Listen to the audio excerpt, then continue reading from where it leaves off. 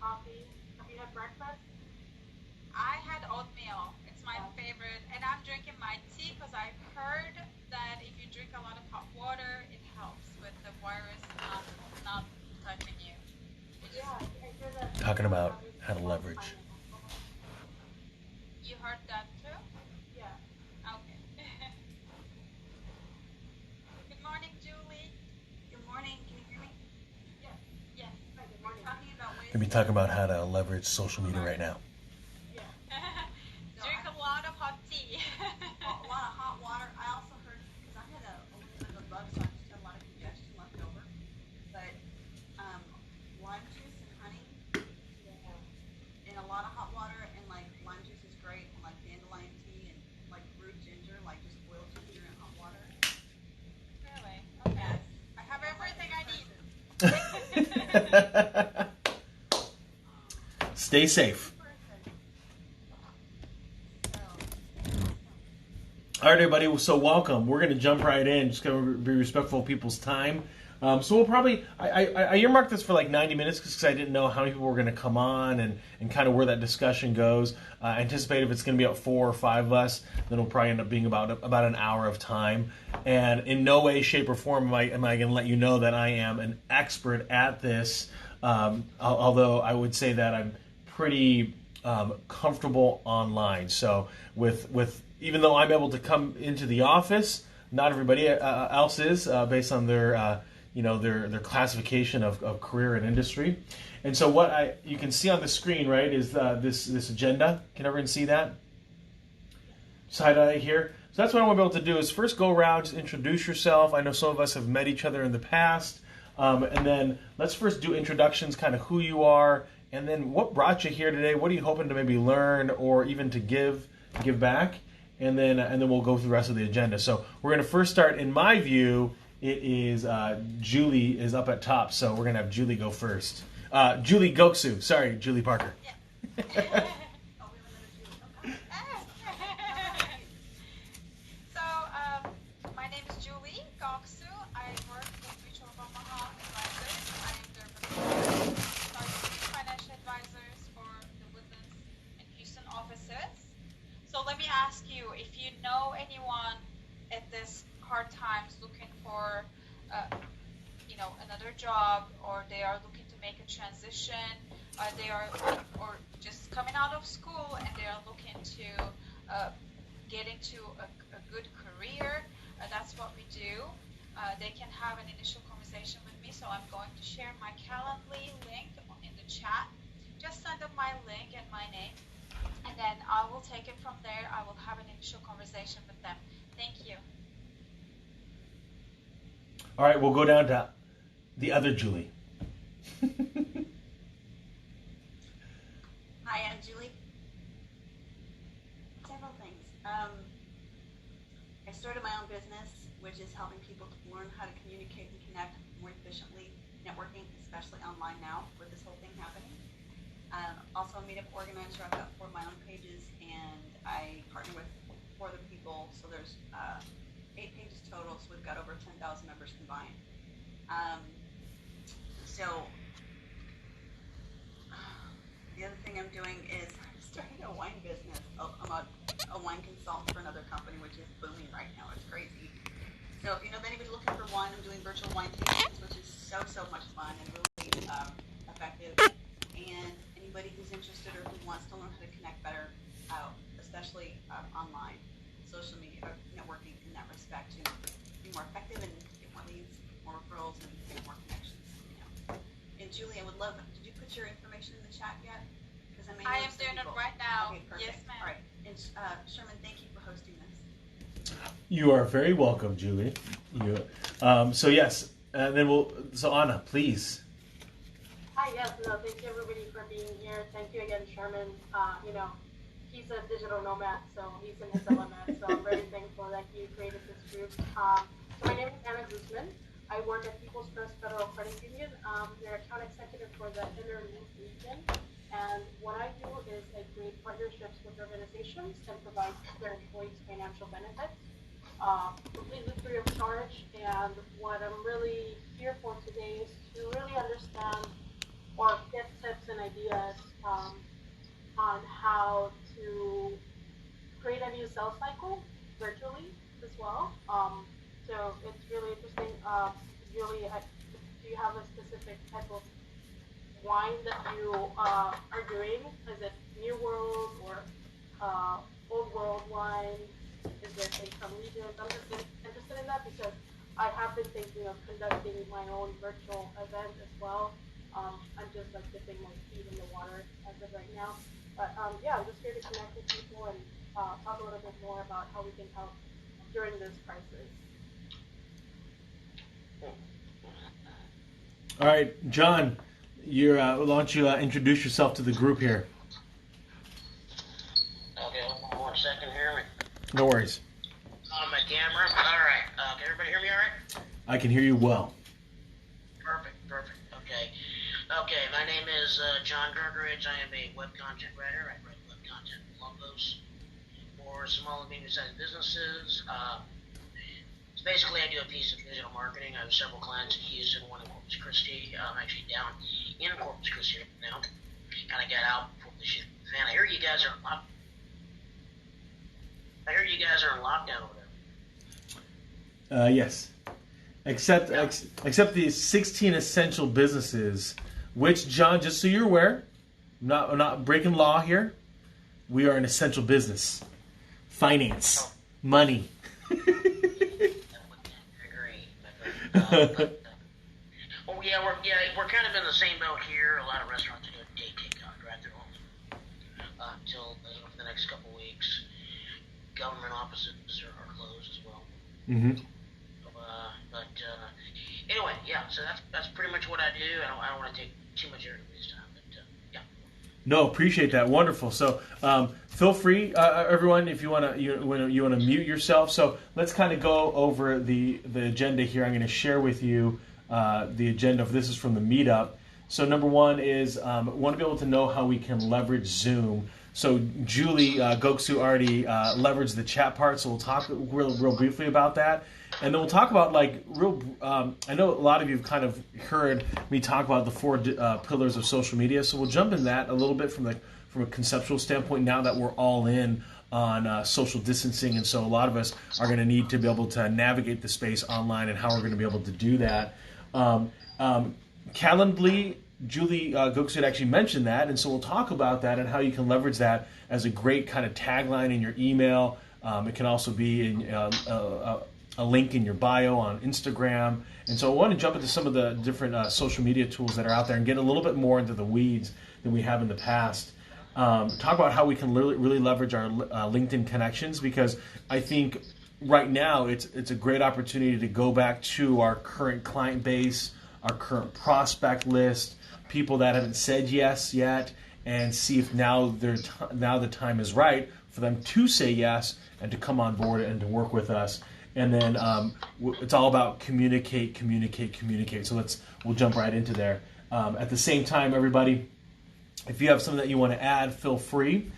So if you look at, again, this is Zoom, this is what we're looking at. If you look down here at the very bottom, you have this chat function. If you're on your phone, you have to swipe to the left, and that'll allow you to come to the chat area. That's where you'll see Julie's put in her contact information. Just note that anytime that you press enter, it feeds in the information. The other thing is that you can privately message someone. So if I wanted to send a private message here, I just click on this everyone button at the bottom in the chat area, and then it allows me to select a particular person. The other thing that Zoom has, so number one, this is like all the free versions. The free version lets you have 45 minutes, lets you have an unlimited number though. You can have a multitude of just different meetings that you set up. The other thing is on the video. So if you're on the desktop version, your video has a little triangle. So you can see that Julie is in space. She's avoiding Corona by sending herself out to the International Space Station. But if you're on the desktop version, there's a camera. You can click the camera and it turns it off. It's like the version of mute. But the arrow then allows you to choose your virtual background. So then all of a sudden now, I am at the corporate office of Mutual Omaha. Wait, can I interrupt you for a second? Go right Before ahead. you do that, Where did you do that? So you're on the desktop, Julie? So if you go to your camera, you see where the camera is in the very bottom left corner? Press the triangle up button. There's at the very bottom, choose a virtual background. Virtual background. Hey, thank And then what you can do is you can choose, it's default San Francisco, grass, and then the space. But then you can add an image based on like any kind of image that you have saved on your computer. So just note that it's going to do it in reverse. So if, let's say, for example, I have this image of Las Vegas, if I get out of the way, see how it's backwards? Las Vegas, just how it is. You can just edit it and you can flip it around in your typical photo. But this is a great thing to use if you don't want to see what's behind me. So, for example, I'm going to remove this, and you'll notice from I have none. But you'll notice here in the space, right, I have some paper here, right? So that can be, if it's a little bit cluttered back here, or I know, Anna, the other day you said, your cat might jump in the photo. If you want to, remove kind of the background, the virtual background is a great place to put it.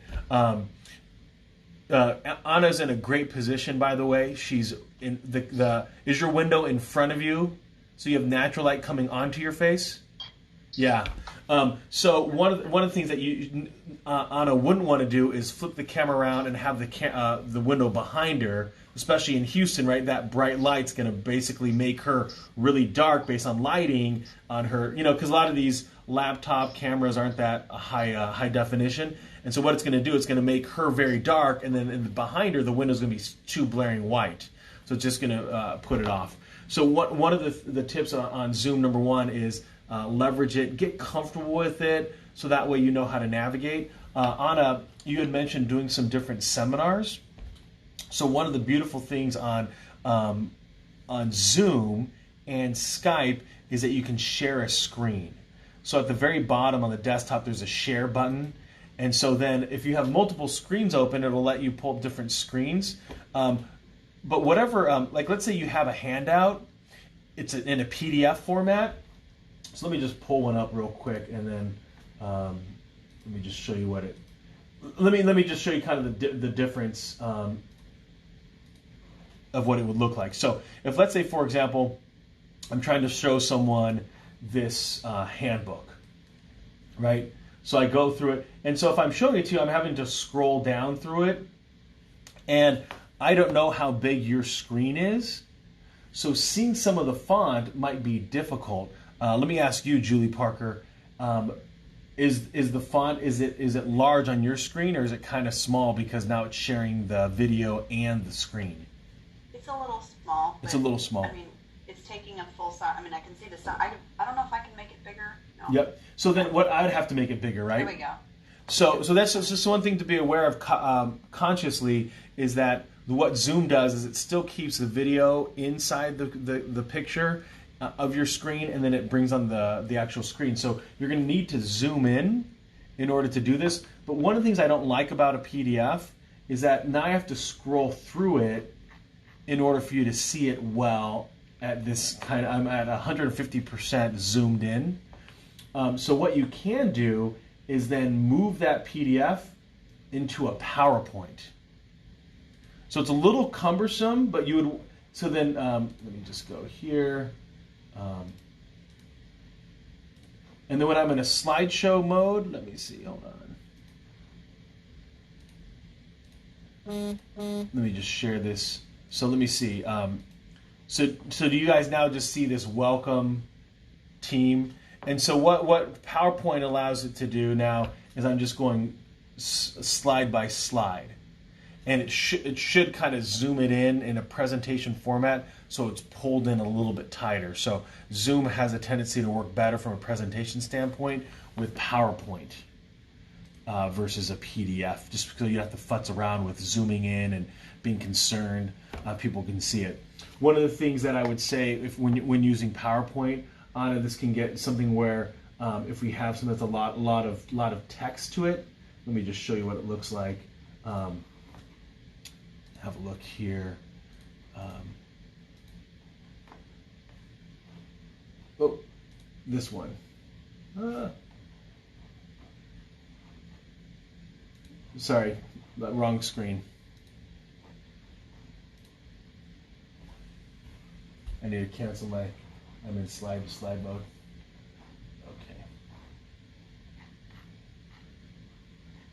So when I go here to see this slide that has a lot of text to it, let's see screen 3. Do you see all that text? See how tiny that is?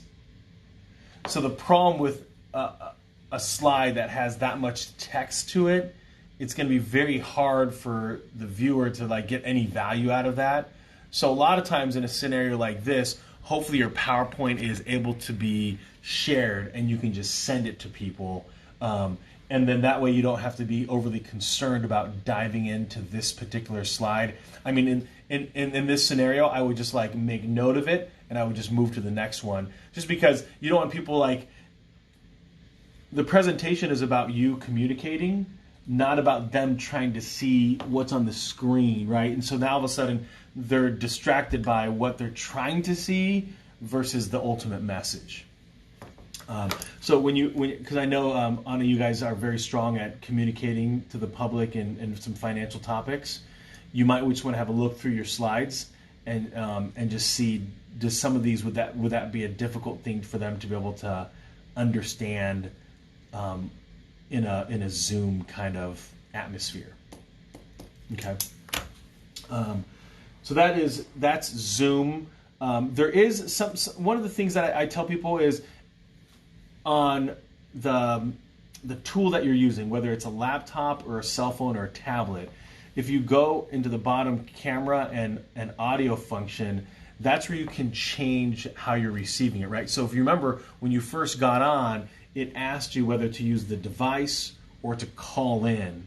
So sometimes if, let's say I'm using it from my laptop, if the microphone's not very good and I don't have a separate microphone, then you might want to just use your cell phone or a telephone if you still have a landline and dial in, because it's going to come across much more clear than having your microphone get in and out. I know that some people they'll plug in their headphone jack, right, and they'll do this, right? So one of the concerns about that is when I'm turning, I might be losing people anytime that I move, or for anyone that has any kind of clothing that has like a lapel to it, your microphone ends up scratching on it, so you don't hear the scratch, but everybody else does. And so just you want to be able to just know where your microphone is coming, like picking up your audio, to be able to make sure it's coming across clear. Sometimes when I've used my headphone jack, so I have to then select it that it uses it from there. So just note that. Julie, you have a question? Can I interject something too? Absolutely. That I've noticed? If I have my phone on speaker, and I don't know if this is true with every cell phone, I just know with mine. If I'm on speaker and I'm talking to somebody, having a conversation, I'm not sure how it is on Zoom, but if I'm on speaker, it's like real spotty. Mm-hmm. Taking it off of speaker is kind of the same thing with, so something else just to be aware of. And also on, I don't know about other tablets, but iPads, the mute and the hide and show video is at the top on the right. Like raise hand, stuff like that. Very good to know. So just be aware of whatever device you decide to use for these video, the better. The other thing that I'd say from a video perspective is I find it way more powerful than doing audio, right? So if I turn off my camera and you hear me talking, it's fine, it's great, hey, this guy's here. But what we think of is, I wonder what they're doing that they can't show the video. What's he wearing? Why is it just his picture, right? We want to know why it's just the photo. In reality, it's just a personal call, right? But for whatever reason, when we're in a video tool like Zoom, we want to see the face, right? Now, of course, you can get these on your phone, so just be aware if you're driving to, of course, follow the rules of the road. So then having your face being shown is probably not a good idea. All right. So, any other tips or tricks for Zoom? Anybody? The last thing that I'll say is that the share button is for anybody. So, for example, if Julie Parker had an image that she wanted to show us right now, she could go down to the share and she could share. So that's really cool. There's no even though I'm the host of this event, I've created the URL. I don't have to like give out permission in order for her to be able to share stuff. She can just share. You guys can just talk. The host, I have control over the record button. That's not. I don't think that's in the free version, by the way. So there you go. I want to share something, but I've got landscapers behind me, so I apologize for the noise. Can you hear them? Yes. Okay. One thing I wanted to say about Zoom, which I just learned recently, which was amazing, is that if you're scheduling a meeting, you have the option to, especially as a meetup organizer hosting my own events, you have the option to take a poll from people. You can have them register, so you can capture their name, their email, their phone number, their last name, whatever. City, industry. So if you want to like create breakout rooms in there, you can like strategically do that. You can ask questions to kind of categorize ahead of time, and that stays. So like some people show, some people don't show. You can kind of follow up with them afterwards to say, hey, sorry we missed you, but we have another one coming up. Whatever. Do you have any questions or whatever? I love and then it. just letting people know in advance. Make sure you have a camera that works. Make sure your Wi-Fi is set up. Make sure you're in a place that you're not going to be interrupted, that's quiet. Just to kind of, so people can focus and not, see people running back or interrupting or whatever. Mm-hmm. At the same time, we know that a lot of people are working from home. So all of a sudden, if Julie turns to the side and a child walks in, it's just the world that we live in right now, and that's okay, right, everybody? But to Julie's point, if we can kind of set up the structure as professional as possible, the better. Julie Goksu, right in the transition, she had just shared her screen just to show you how simple it was. So one thing that I will tell you, if you use Outlook and you're presenting, close Outlook. Because what will happen is you're going to get emails that pop up during the presentation, and you don't want something that's maybe meant to be a private email now being shared in Zoom, right? I think of a lot of the managers that have their emails popping up. The last thing you want is the email coming up and going, oh, we need to talk to that person seriously, and that person's on the Zoom, right? And so all of a sudden, because that pop-up is basically giving you the subject and a little bit of the body these days. So Julie brings up a really good point about setting up the meeting. There's a lot of nice functionality to Zoom, and again, I'm not promoting this over. There's GoToMeeting, there's Skype, there's Microsoft 360. So, but here is now. Disclaimer: we're on the paid corporate version, right? So our entire organization has this under the paid version. So we have like not a billion. I have like an entire gig of data that can be saved, and so does Julie, and we can always ask for more. But in setting it up, it's a great place to be able to just, hey, you can put a description. I wouldn't neglect that. It's a great place to put the agenda. Even if you're going to put the agenda inside the invite, it's just another way to be able to just make sure people are aware of what's happening. Choose the time. You can choose how much is going to be there. I always like to have typically get in about 10 minutes prior. Have a little bit of music, mainly because you want to know that someone's there. It's like making a phone call and being on hold. If it's nothing's there on hold, you think, is anyone there, right? Is anyone there? And so if you're kind of still getting settled, or you're working, you can turn the video on. In this format today, I just kept the video on so that way you knew that I was here, but I had some motivational YouTube music being played in the background. And so these are things I get rid of. A password, I find that of very little value in the meetings that I'm trying to do, right? I want speed of ease, right? So I want Julie that she can just open up the calendar invite and click on the URL, and then boom, she's right into it. But again, those can be your own things. Can I ask things. you about music? How are you adding music? Yeah, so great question. So let me go here. This is going to take a little bit of technicality to it. So I'm just pulling up Open YouTube, and what I'm doing is I'm sharing that YouTube page. Okay, so you see this? Now, on mine, I don't think you can see this drop down. Can you guys see this drop down on when I'm sharing my screen? No. Okay, so whatever screen's being shared, there's a middle toolbar in the very top of the middle of the page, and it has like the mute, the video, it has the share, but then on the very right side it has these three dots, and those three dots, if you scroll down, allows you to share your computer sound. If you don't share the computer sound, people will see it, but they won't hear it. So, for example, right now, if I play it, can you hear it? But if I don't press those three buttons there under More and share the computer sound, you might still hear it. Do you hear that? But what's happening is it's traveling to my microphone to pick it up.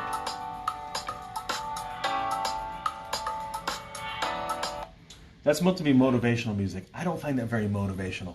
It's just noise. Okay, so feel free to just play with that, Julie. Maybe at the end of the time, we'll just have you jump in and share something. So that's how I use the music's version. If you want to hack it, then you can always just get your cell phone, play a specific song, hold it near the mic. Okay, that's the old school version. That's what I'd call like the 1990s version of how we used to, like, you used to record songs on a tape cassette. You'd put the tape on the top of it, then you would put it in the recorder. That's how we did it, old school. Okay, so that's Zoom, everybody. So whatever tool you decide to use, feel free to just get real comfortable with it. A tip, because Karina had mentioned this in a previous call. Do not forget to mute and stop your video if you need to go do a bio break. She mentioned that somebody was on and she took her phone in to the restroom and kept the camera on. It was muted, but the camera was on. So people saw her using the facilities. Don't need to see that. So that's what happens when people get too comfortable with these tools. All right. So in this, I want to talk a little bit about one of the struggles that Anna is experiencing, where face-to-face she knew how to navigate from a sales and marketing perspective. Hey, I meet somebody, put them into my contact management, make phone calls, meet with them, kind of explain to them how I do things, and then there's an eventual close, and that took like 90 days, 180 days, right? I knew that kind of system. Now we're all thrown at basically an at-home version of this, and so how does that work, right? So one is it's identically the same, except the most uncomfortable part is you've probably never done it this way. So I'll just give you an example, and then we'll extrapolate from this example and put it into the context of what you're dealing with. So I'll just give you an example. Recently, we're onboarding a gentleman. He's going from Texas A&M. So typically I love to do the meetings face to face. This was Julie. Unfortunately, wasn't with our organization yet, so I had to do it myself. But I didn't want him to drive all the way from College Station, finding the traffic, get here, have an interview. So we did the first one online. Now, I will disclaimer: this is a 22-year-old man, and so he's very comfortable with online, right? And so, but he is a professional. So he's got his suit, he's got a tie on, white shirt. He's ready to go for the interview. So the first interview goes well. I sent him the documents that we basically talked about. So I showed it to him. And now, unfortunately, I didn't have a PowerPoint version of it. So I did a PDF. Again, learning from mistakes. And told him about the opportunity. He then went and did a little bit of homework. We scheduled a second interview. And that one's a lot more long-winded. There's a lot more to talk about when it comes to like compensation and training. So there's a lot that I'm showing him. So again, I show him all of it. I immediately, right after we hang up, I immediately email it to him. So that's a crucial point that I think that gets a little bit missed in our normal interaction, right, Anna? When you and I meet with someone and we have like a presentation, it might be 24 hours by the time we kind of follow up with that person. This becomes a crucial time period. If I just sat down with Julie Parker and she told me all about her coaching opportunity and then she waits 48 hours to send me something, because of the time of life, right, that's happening at home, that might feel like miles away, right? And so it's a crucial window to send me that information immediately afterwards, so that way I see the value of what she just talked to me about, and I can then review it myself and go through it. Now, let's be honest, not everybody's going to open up that email and be like, oh my gosh, Julie Parker just emailed me, let's open this stuff up, right? But at least what you've done is you've solidified that conversation and closed it, right? You put a bookend to it. And then after that, again, a third interview, We do on the phone. He did some homework from a marketing standpoint, and then I explained to him all over again, and then we've just communicated. So this happened in September, I think, was the first interview, and then the first time I saw him was in January. And throughout this process, he's ready to move forward with us. So this entire relationship really happened online, and the first time we meet is literally him coming in saying, "Hey, I'm ready to sign paperwork." So let's extrapolate that and look at those different pieces from the perspective of you're sitting down with a business owner, right? And you're wanting to implement a financial learning strategy, right? So the communication might be a little bit different in the standpoint that you might be emailing, you might be using LinkedIn, where before you could use a phone call. But the problem is that phone call goes to a general voicemail at work, which isn't being answered by anybody, right? And not everybody has the technical savvy on their phone lines to transfer to everybody that's in the office, right? And so that's really where there might be a little bit of a friction point, because not everybody's going to respond to an email from Anna Guzman if they don't remember why, they don't know who Anna is. And that's where, from a sales cycle perspective, we need to get a little bit more creative. What I find for a lot of people is they neglect the subject line. So the subject line should be catchy, maybe punchy, maybe very specific. So for example, Anna, what comes to mind to me is like, are your employees ready to leave? Are your employees about to quit? Right? Are your employees happy? Who's giving money advice to your employees? Right? So put it kind of like in the subject line. I knew some business owners, all they read is the subject line. And so if the subject line isn't catchy enough for them, they don't even read it, right? So they're literally eating their emails on subject line, and they know if that subject line is of importance, they'll actually read the email. That's how they. And a lot of times right now on our phones, we kind of get the subject line already, and a little bit of the. I know I'm like on like my Outlook, it basically gives me kind of a feed on the right side of the actual body, and I can kind of skim it, and I know how much time I need to spend in that email. So that's going to be a little bit unique. The other thing is, if you're spending a lot of time on LinkedIn sending out messages, remember, not everybody goes into that tool every single day. Not everybody's downloaded the LinkedIn tool onto their phone. So we make a lot of assumptions like, oh my gosh, I've emailed this person so many times, they're probably annoyed with me. They saw one message from you. I had a client, I DM'd in Facebook Messenger, over a year ago. And she just contacted me a month ago and was like, Sherman, I rarely check this. Just text me. And I was like, oh, I totally forgot about it. And literally we're doing business, right? So she's reaching out saying, hey, I need to get some stuff in order. So I'm like, oh, perfect, let's do it. And so in my mind, right, after I sent her that message in Facebook, and we were corresponding in Facebook before, I thought, oh, life just got busy. In reality, she just stopped going into the tool. She probably didn't download it on the Facebook Messenger into her phone. Julie Parker. So one of the tips I give people is when you're having a conversation with somebody, because I have made a mistake of doing exactly that. 3 years later, I found the message and I was like, oh, I was contacting them differently. Ask them the best method of communication, what their preferred method of communication is, so you don't miss that. That is wonderful. I'm going to write that down in the chat. I mean, some people prefer phone. Find out which phone number is best. It might not be the same one that's on their card that they provided you. Email. It could be a social media platform like LinkedIn. Ask if they check it regularly or if there's a backup way or whatever, especially now. And so sometimes it might be text message. I know for a lot of businesses, this is a great place to be able to keep in front of people. You typically pay for like how many thousands of messages you want to send out, right? And they're amazing tools these days, just because it's just like an email. It'll like confirm, are you okay with receiving messages via text from Anna Guzman or People of Trust Federal Credit Union, and you can say yay or nay. So those prices have come down dramatically from what it used to be. You used to pay like 10 cents each one. Now you're paying like $50 for like 1,000 a month. So you have a lot of opportunity there.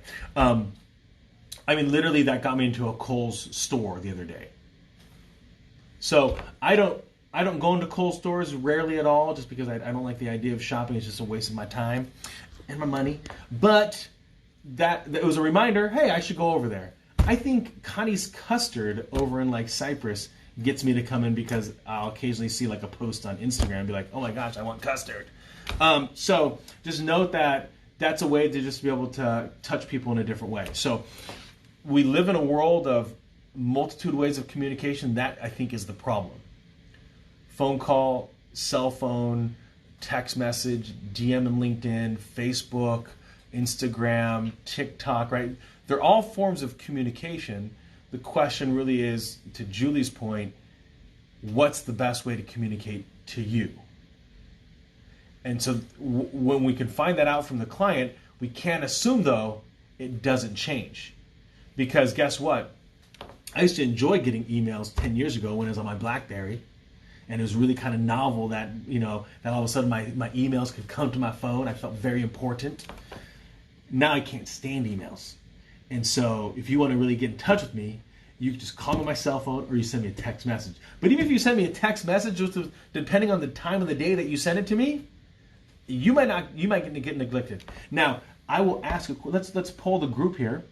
How many of you still listen to voicemail the moment that you got it? You can just do it by raising a hand. Nobody. Okay. Julie. Sometimes. Okay. It's selective. Well, when I know somebody's going to call me back, then I listen to my voicemail. Okay. So something I've discovered I have on my phone, which is easier, especially if I'm in a meeting or I'm on a call or something, and something pops in if I'm expecting something. The voice to text. Yes. I'll read that. Uh-huh. It might not be immediately, but I'll read it. So the convenience of our phones have figured out that we don't like the idea of having to like go in and listen to the voicemail. Now again, folks, years ago, people would leave their house just to go listen to their voicemail, right? I remember I had an old school phone at college, and I would go back home to my dorm to see if any of the special ladies that I had reached out to that day had left me a voicemail. And I had a very fun-crafted voicemail. I still actually have a really fun voicemail, by the way. If you call my office or my cell phone, it's a really good voicemail. It's fun. It's happy. I agree. I would say, thanks, Julie. So I would say if you have a voicemail, make it fun. Like the idea that it's just like, you've reached 215-551-2111. That is of no value to anybody. Now, someone would say, well, I'm trying to stay private. You have a cell phone. It's on your business card. It is not private. The other thing I would say about privacy is it really doesn't exist. Okay? You can keep certain things private, but at some point, if you decide to put it online, it is no longer private.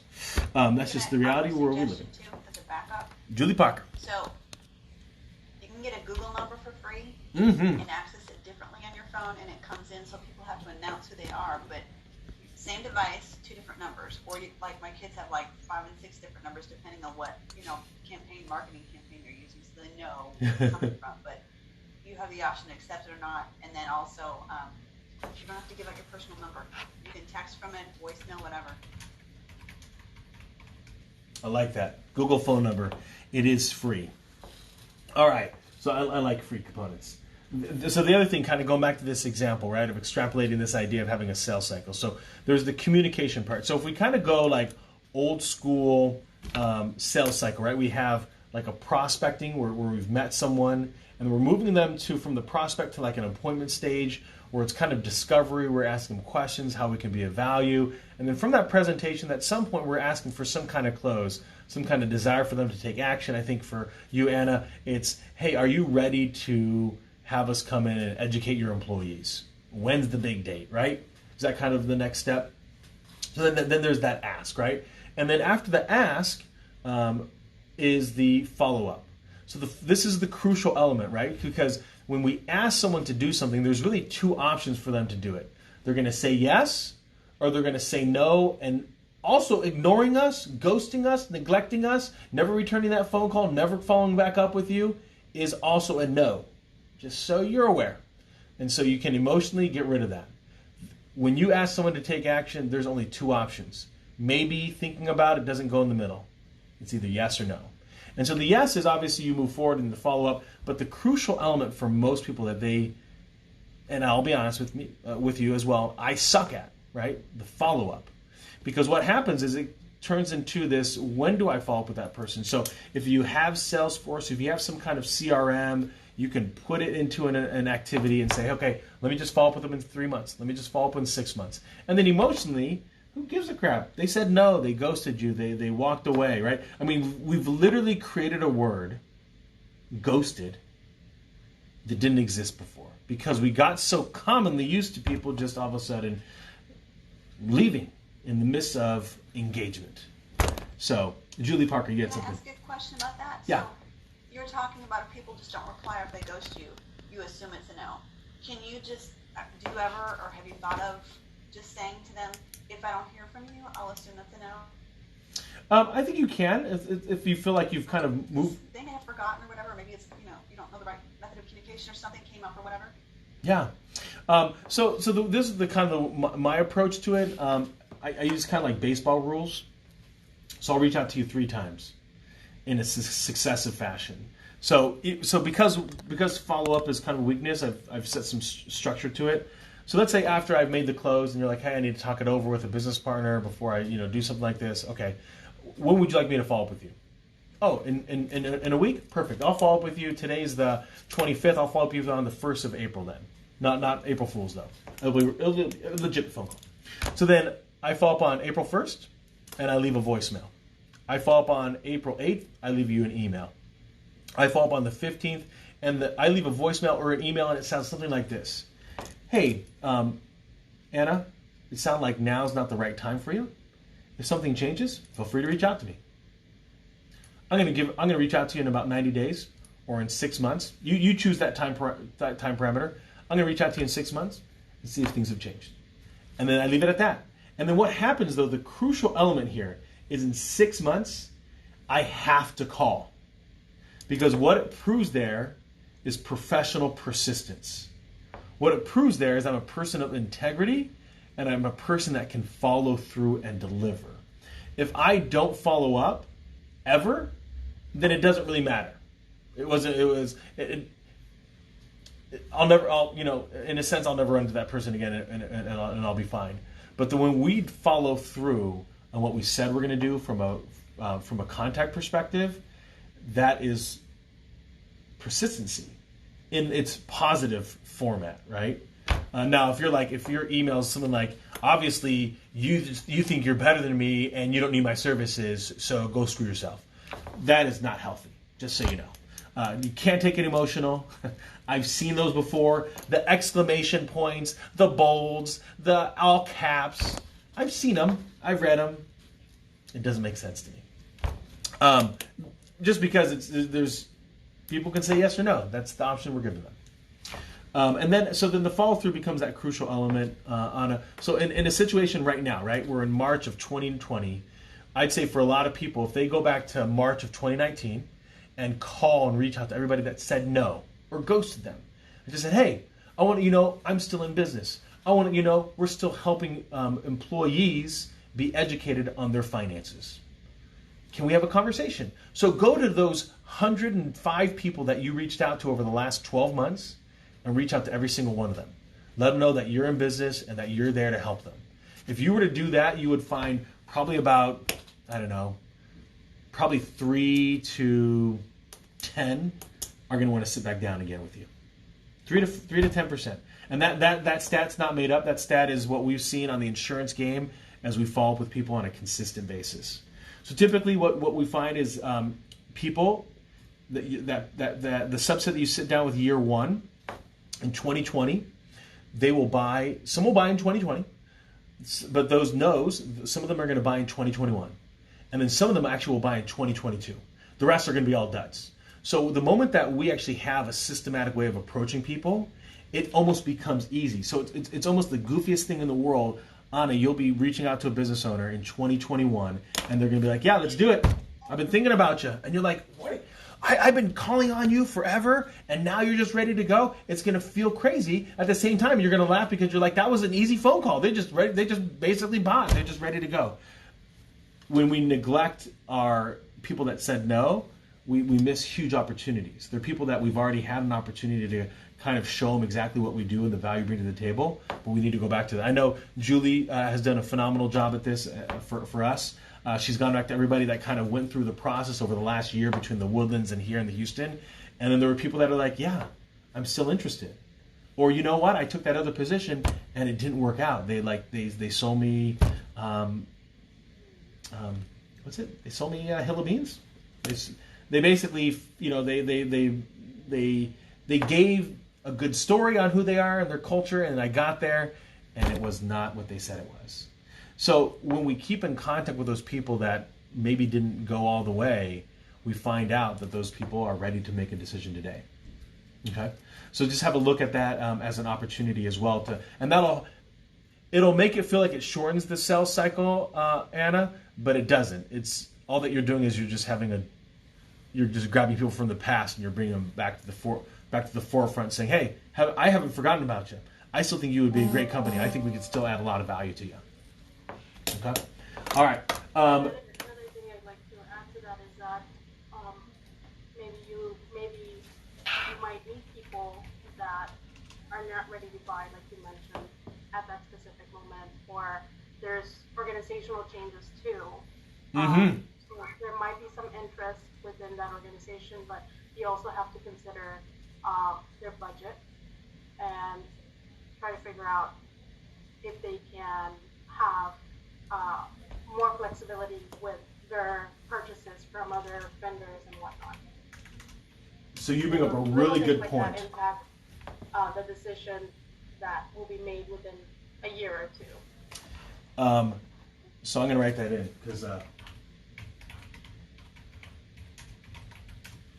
hopefully I spelled it right. That's meant to be circumstances, by the way. I totally misspelled it, but you know what I'm talking about. That's a really good point, Anna. When we follow up with people, life does change, especially during this time period, right? So Julie Parker, helping a lot of people in the communication world, they might feel very comfortable, right? I'm doing face-to-face, Julie, I'm crushing it. And now all of a sudden, I got to communicate to my team of 20 people in 5 different cities, all electronically, and I don't feel comfortable in that setting, right? And so now all of a sudden, that conversation, which was a no, is all of a sudden a, yes, Julie, I need your help. Help me navigate this space. Help me still communicate to the team. Let them calm down. Let them know that we're in business. So besides Julie Goksu, is anyone else using Calendly? Yes. Karina, you use it. How do you use it?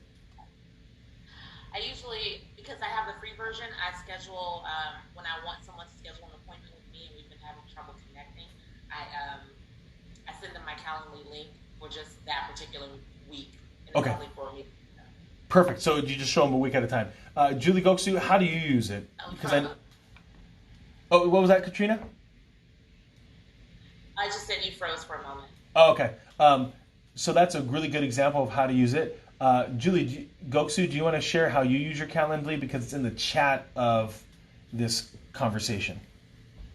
So Calendly I started recently using, and it made my life very much less complicated, not doing back and forth with the candidates. So I just share my Calendly link, and you can choose if you want a meeting for 15 minutes, 30 minutes, or 60 minutes. I usually choose 60 minutes. And in the free version, you can only choose one of them. So you send the link, and you have to make sure that if you have, let's say, a lunch break, because that's what I discovered, just right now I'm working from home. I discovered I don't take any breaks. So I just, everything, and with the candidates, a lot of candidates applying right now, they fill up my calendar so fast that the whole day, from 8 to 5, I am constantly working. So you have to make sure that if you want to take those breaks, put them in your calendar as breaks. so that the Calendly doesn't take that time, it doesn't schedule with something with someone, so that you feel obligated to keep going and not eating or not, not getting up, and at the end of the day you have a back pain because you have been sitting in the same position the whole day. So Yes. that's very important. Julie Parker mentioned she uses Acuity. Do you want to add to that, kind of maybe why you use that one?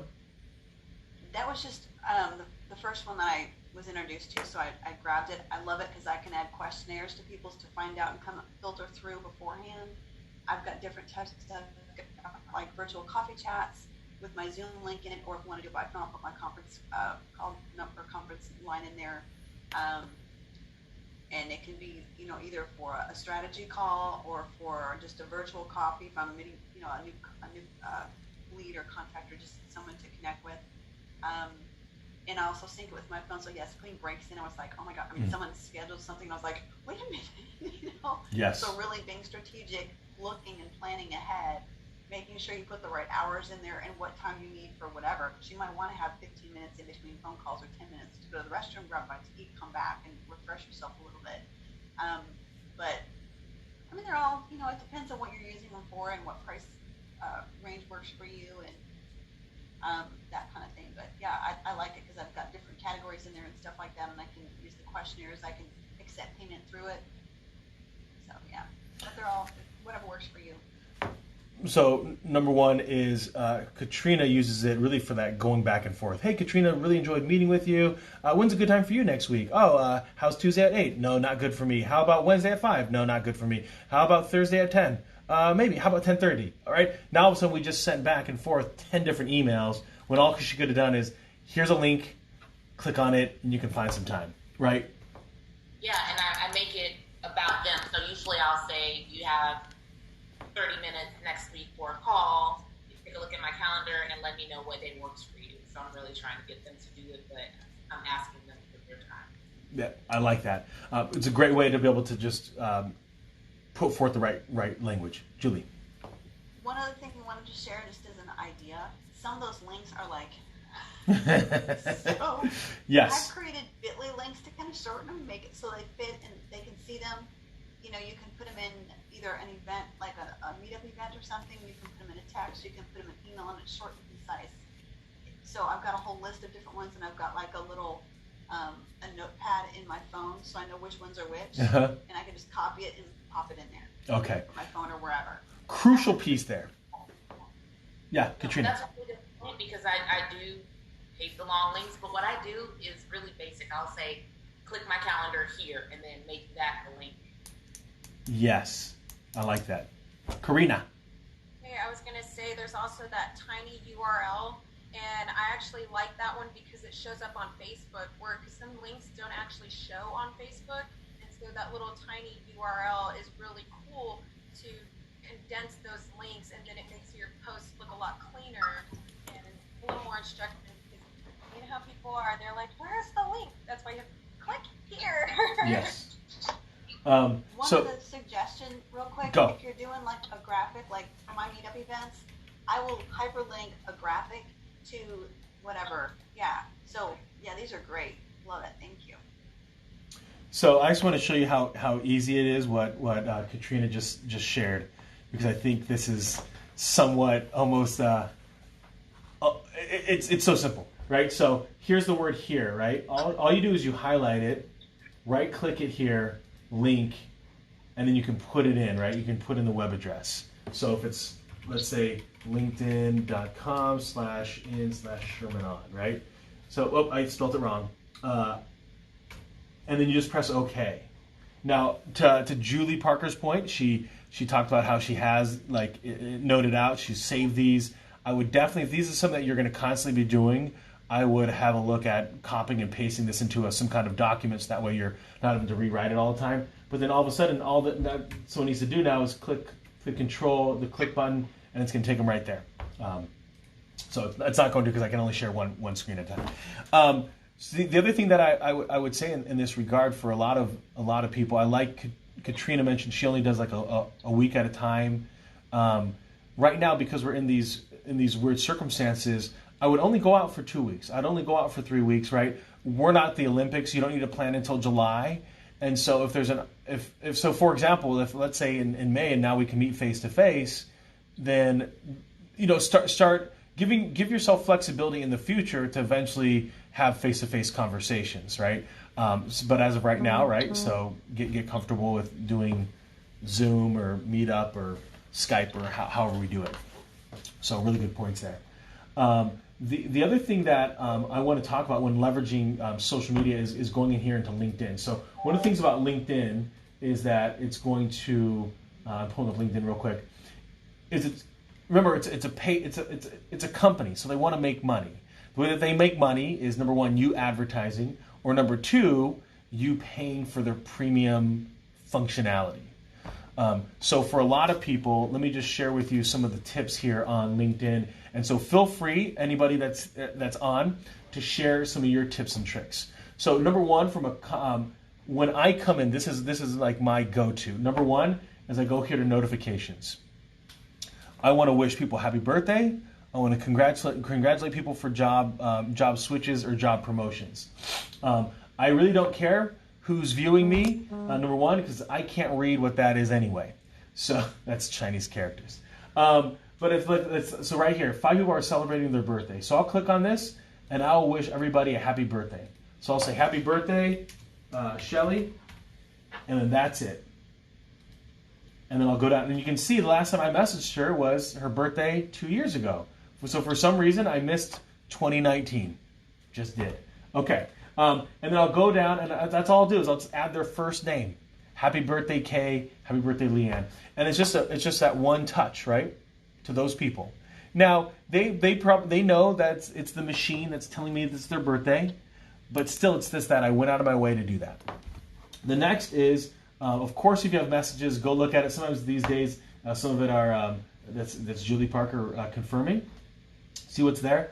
But this is where I think we can leverage the tool a little bit better. Is all of us have connections, and some of us have connections that we just connected with someone. We don't know why we're connected with them. They connected with us. They didn't message us anything. We might have messaged them. And so it's like, what's the value here? So this Edgar Flores, he reached out to me because he's over at Primerica and wants me to join his organization. He can tell me how he can train me in financial services. That was a joke, Edgar. Same thing with Neo Hills. He can tell me how they're helping people in financial services and help me get my insurance license. I've only had it for 15 years, but he can help me get it. So that's one thing that I would say when it comes to your message is immediately we know if it's robotic, if it's just a copy and paste job, because it will have no context to the person that you're talking to, right? All that Neo had to do was click onto my profile, and he would realize, oh, this dude's been doing it for 15 years, so I should change my conversation here instead of a copy and paste job. Karina, you had something you wanted to add? Oh, you got to mute. Unmute. Sorry, no, I was actually just fidgeting. Okay. If you want to say something, let me know. Come on, I need to break you all out bigger. All right, so then if I go back here to network, connections, this is crucial. This is where I think those of you that are strong networkers, like all of you are actually, because I see you at events, is you can go into a particular person. So let's look up Katrina here. Let's go. So what I can do is I can click on, number one, contact info. Now, let's say, for example, I'm trying to get a hold of her through her work email. Can't get a hold of her for some reason. And we've had some good conversations. I could maybe go to Gmail. So I'll give you an example.